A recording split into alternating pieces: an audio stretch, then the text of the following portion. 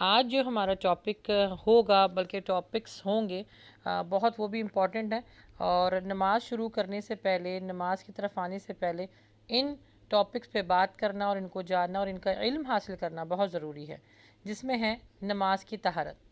طہارت مطلب پاکی حاصل کرنا۔ نماز پڑھتے ہوئے کس طرح کا لباس ہمیں پہننا چاہیے، مرد عورت دونوں کے لیے۔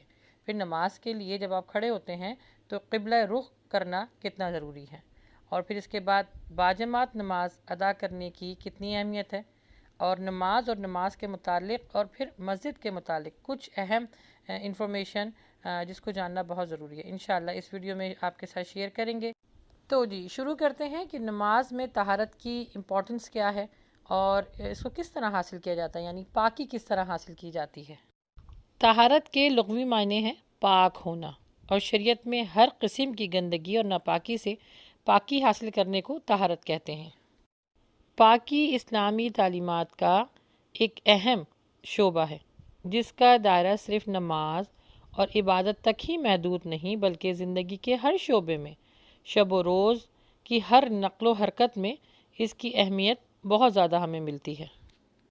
انسان کا جسم، اس کا لباس، اس کی نشست، اس کی رہائش، اس کی ہر چیز پاک اور صاف ہونا ضروری ہے۔ یہی وجہ ہے کہ اللہ سبحانہ و تعالیٰ نے ان لوگوں کو اپنا محبوب قرار دے دیا جو طہارت یعنی پاکیزگی کا پورا اہتمام کرتے ہیں۔ قرآن مجید میں اللہ سبحانہ و تعالیٰ فرماتے ہیں وَاللَّهُ يُحِبُّ الْمُتَطَہِّرِينَ، اور اللہ سبحانہ و تعالیٰ ان لوگوں سے محبت رکھتے ہیں یا کرتے ہیں جو خود بھی پاک رہتے ہیں اور اپنے اطراف کی چیزوں کو بھی پاک رکھتے ہیں۔ اسی طرح اللہ کے نبی صلی اللہ علیہ وسلم کی کافی حدیثیں اور عمل آپ کو ملتا ہے، اور حدیث کے الفاظ یہ ہیں کہ پاکیزگی حاصل کرنا نصف ایمان ہے۔ تو اللہ کے نبی صلی اللہ علیہ وسلم کی عمل بھی ہمیں ملتا ہے اور قرآن پاک میں بھی ہے، تو سوچیں اس کی کتنی اہمیت ہوگی۔ یوں تو اسلام میں ہر وقت پاک و صاف رہنے کا حکم ہے، مگر نماز کے صحیح ہونے کے لیے جو چیز ضروری ہے، جو شرائط میں ہے، وہ بنیادی طور پہ طہارت حاصل کرنا ہے۔ بغیر طہارت حاصل کیے آپ کی نماز نہیں ہو سکتی، اور طہارت دو چیزوں سے حاصل ہو سکتی ہے، پانی سے اور مٹی سے، اگر میسر پانی نہ ہو۔ پانی جو ہے اللہ سبحانہ و تعالیٰ نے اس کے اندر صلاحیت رکھی ہے کہ کوئی بھی چیز اس کو ناپاک نہیں کرتی، یہ بلکہ ہر چیز کو پاک کرتا ہے۔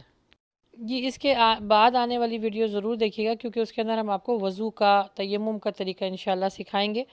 اچھا، ابھی جو ہے وہ طہارت کیسے حاصل کی جاتی ہے۔ انسان جب ناپاک ہوتا ہے، جب وہ پاکی حاصل کرتا ہے پانی سے، اور ناپاک کس حالت میں ہوتا ہے؟ جب آپ حاجت روا کے لیے جاتے ہیں، یا پھر جنابت کی حالت میں ہوتے ہیں، احتلام اگر ہو جاتا ہے، یا اگر ہسبینڈ وائف کے ساتھ جمع کیا ہو، یا پھر جب کوئی نیا انسان، خاص طور پہ کوئی غیر مسلم اگر مسلمان ہو رہا ہو، تو اس کے لیے بھی پاکی حاصل کرنا بہت ضروری ہے۔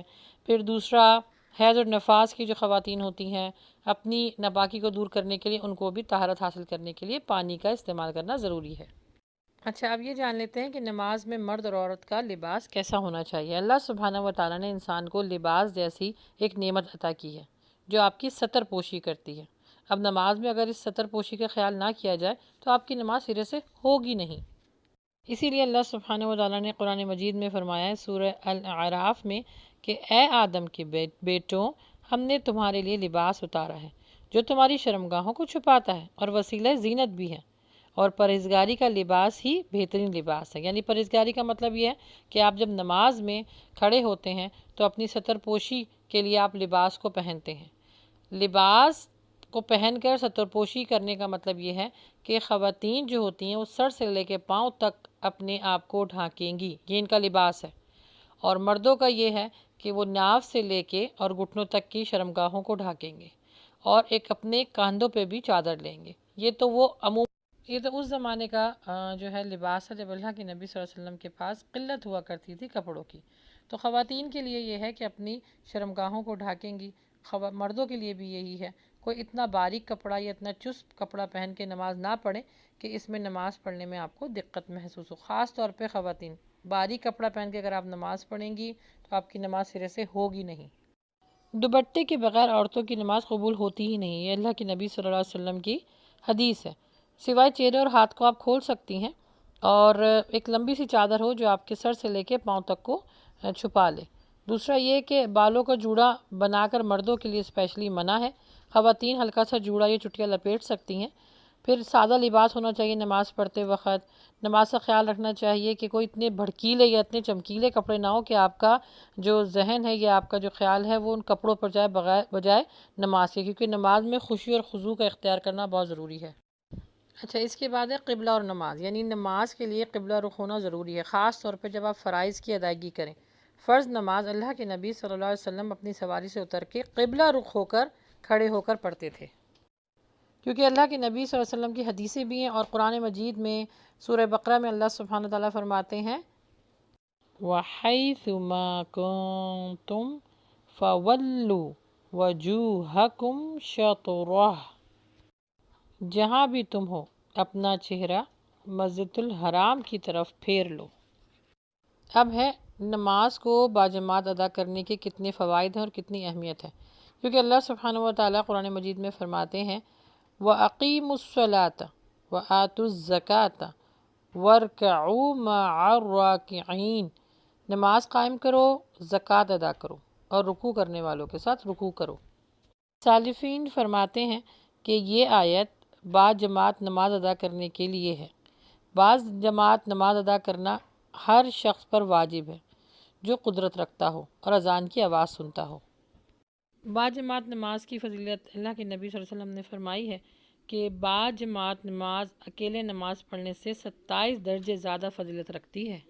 سالفین جو ہے نمازوں کی اور باجماعت نماز کی اتنے شوقین تھے کہ اگر نماز باجماعت ان سے مس ہو جاتی تھی تو وہ رونے لگ جاتے تھے، اور جو لوگ اذان کی آواز سننے کے بعد باجماعت نماز ادا نہیں کرتے تو اللہ کے نبی صلی اللہ علیہ وسلم نے فرمایا کہ میں نے ارادہ کیا کہ میں مؤذن کو اذان کا حکم دوں، پھر ایک آدمی کو جماعت کرنے کا حکم دوں، پھر ایک آگ کا شعلہ یعنی ایک کی جو مشعل ہوتی ہے، آگ کی جو مشعل ہوتی ہے لے کر ان کے گھروں کو جلا دوں جو نماز پڑھنے کے لیے نہیں نکلتے۔ اللہ اکبر۔ تو مردوں کے لیے بہت امپورٹنٹ ہے کہ وہ باجماعت نماز ادا کریں۔ اور آخر میں جان لیتے ہیں نماز اور مسجد۔ مسجد اللہ سبحانہ وتعالیٰ کی محبوب ترین جگہ ہے، مسجدوں کو آباد کرنا ہم پہ فرض ہے۔ حدیث کے الفاظ ہیں، اللہ کے نبی صلی اللہ علیہ وسلم نے فرمایا جو شخص اللہ کی رضا کے لیے مسجد کو تعمیر کرتا ہے اللہ سبحانہ وتعالیٰ اس کے لیے جنت میں بالکل ویسے ہی گھر بنواتا ہے۔ اور ایک بہت بہترین حدیث، 7 قسم کے آدمیوں کو اللہ سبحانہ وتعالیٰ روز قیامت اپنے سائے میں جگہ عطا فرمائے گا جب اس کے سائے کے علاوہ کوئی اور سایہ نہیں ہوگا۔ ایک وہ شخص جس کا دل مسجد کے ساتھ اٹکا ہوا ہو، یعنی وہ انتظار کر رہا ہو کہ کب اذان ہو اور کب میں مسجد جاؤں۔ جو شخص صبح شام مسجد میں جاتا ہے تو اللہ سبحانہ وتعالیٰ جنت میں اس کے لیے مقام بناتا ہے، اس کے لیے تیاری کرتا ہے کہ جب یہ شخص آئے گا تو اس کی مہمان نوازی ہوگی۔ حضرت ابو ہریرہ سے مروی ہے کہ اللہ کے نبی صلی اللہ علیہ وسلم نے فرمایا جو شخص گھر سے اچھی طرح وضو کر کے مسجد کی طرف صرف نماز کی نیت سے جاتا ہے تو جو وہ قدم مسجد کے لیے اٹھاتا ہے اللہ سبحانہ وتعالیٰ اس کے درجات کو بلند کر دیتا ہے، اور جب کوئی شخص اس جگہ بیٹھا رہے جہاں اس نے نماز ادا کی ہو تو فرشتے برابر اس کے لیے رحمت کی مغفرت کی دعائیں کرتے رہتے ہیں۔ تو مسجدوں میں اپنا دل لگائیے، باجماعت نماز ادا کیجیے، قبلے کا اہتمام کیجیے، اپنے لباس کو دیکھیے کہ کس طرح آپ نماز جب پڑھ رہے ہیں تو آپ کا لباس کس طرح کا ہے، اور نماز میں طہارت حاصل کیجیے۔ اگر یہ ویڈیو آپ کو پسند آئی ہو تو لائک بھی کیجیے، سبسکرائب کیجیے اور شیئر کیجیے۔ السلام علیکم ورحمۃ اللہ وبرکاتہ۔